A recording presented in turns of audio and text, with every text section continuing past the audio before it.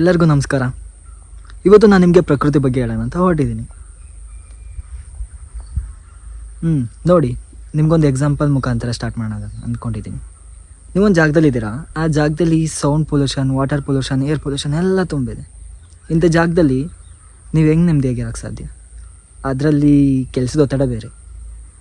ಅದೇ ಇನ್ನೊಂದು ಜಾಗ ಅಂದ್ಕೊಳ್ಳಿ, ಪ್ರಕೃತಿ ಮಧ್ಯೆ ಇದ್ದೀರಾ, ಗಿಡ ಮರಗಳು ತುಂಬಿದೆ, ಅಕ್ಕಿ ಪಕ್ಷಿಗಳಿದೆ, ಚಿಲಿಪಿಲಿ ಕೇಳ್ತಾ ಇದೆ, ಒಳ್ಳೆ ನೀರೆಲ್ಲೋ ಹರಿತಿರೋ ಸೌಂಡ್ ಕೇಳ್ತಾ ಇದೆ. ಇದು ನಿಮ್ಮ ಮನಸ್ಸಿಗೆ ಎಷ್ಟು ಮುದ ತರುತ್ತೆ? ಇಲ್ಲಿ ನಿಮಗೆ ಯಾವುದೇ ಒತ್ತಡ ಬರೋಕ್ಕೆ ಚಾನ್ಸೇ ಇಲ್ಲ. ಒತ್ತಡ ಕಮ್ಮಿ ಆಗುತ್ತೆ, ಆರೋಗ್ಯ ಜಾಸ್ತಿ ಆಗುತ್ತೆ. ನಿಮಗೆ ಗೊತ್ತಾ, ಪ್ರಕೃತಿ ಜೊತೆ ಇರೋದ್ರಿಂದ ನಮ್ಮ ಏಜ್ ಜಾಸ್ತಿ ಆಗುತ್ತೆ, ನಾವು ಬದುಕುವಂಥ ವಯಸ್ಸು ಜಾಸ್ತಿ ಆಗುತ್ತೆ. ನಿಮ್ಮದು ಬಾಡಿಯ ಇಮ್ಯುನಿ ಪವರ್ ಅದು ಕೂಡ ಜಾಸ್ತಿ ಆಗುತ್ತೆ. ನಿಮಗೆ ಸ್ಟ್ರೆಸ್, ಈಗ ನೀವು ಆಲ್ರೆಡಿ ಸ್ಟ್ರೆಸ್ಸಲ್ಲಿದ್ದೀರಾ ಅಂತ ಅಂದರೆ ಓಕೆ, ನೀವು ಆಲ್ರೆಡಿ ಎಲ್ಲ ಕೆಲಸ ಮಾಡ್ತಾಯಿದ್ದೀರಾ, ನಿಮಗೆ ಪ್ರಕೃತಿ ಮಧ್ಯೆ ಇರೋ ಚಾನ್ಸಸ್ ಇಲ್ಲ. ದಿನಕ್ಕೆ ಮಿನಿಮಮ್ 15 ನಿಮಿಷದಿಂದ 2 ಗಂಟೆವರೆಗೂ ನೀವು ಪ್ರಕೃತಿ ಜೊತೆ ಇರಬೇಕು, ನಿಮ್ಮ ಆರೋಗ್ಯ ಚೆನ್ನಾಗಿ ಇಟ್ಕೊಳ್ಳೋದಕ್ಕೆ.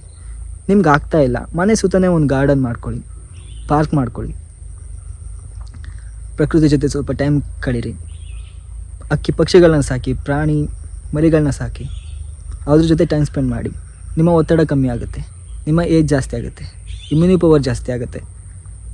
ಡಯಾಬಿಟೀಸ್, ಹೈಪರ್ ಟೆನ್ಷನ್ ಇವಕ್ಕೆಲ್ಲ ಗ್ರೌಂಡ್ ಲೆವೆಲಲ್ಲಿ ನಿಮಗೆ ಟ್ರೀಟ್ಮೆಂಟ್ ಸಿಕ್ತಂಗೆ ಆಗುತ್ತೆ.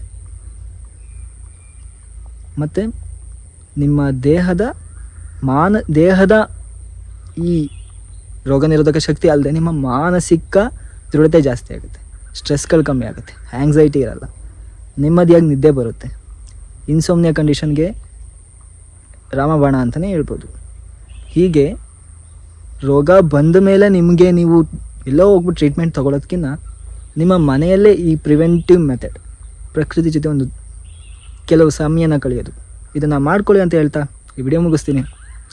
ನಿಮ್ಮ ಆರೋಗ್ಯ ನನ್ನ ಆದ್ಯತೆ. ಧನ್ಯವಾದ.